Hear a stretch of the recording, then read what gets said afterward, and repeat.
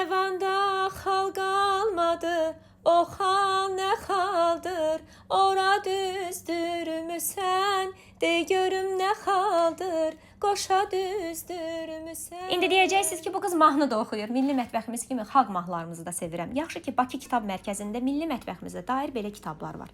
Kitabı vərəqlədikcə necə zəngin zövqə sahib olduğumuzu görürsən. İrəvan xanlığı kitabında kətəni görən kimi dedim eləyəcəm. Çünki gəlin etiraf eləyək ki, bu bizim yaşda olan nəslin uşaqlıq xatirəsidir. Bütün dəqiq resepti videonun mətnində yazmışam. Xəmiri yoğurduqdan sonra kərə, un, şəkər tozu ilə içliyi hazırlayıb qoz qatıram. Daha sonra xəmiri yayıb arasına yumurtağı çəkirəm. Bunu çəkməsəm içliyi dağılar. Qozlu içliyi hər tərəfinə yayıb xəmiri bükürəm. Üzərinə yumurta çəkib çəngəllə izatıb dalğalı bıçaqla kəsirəm.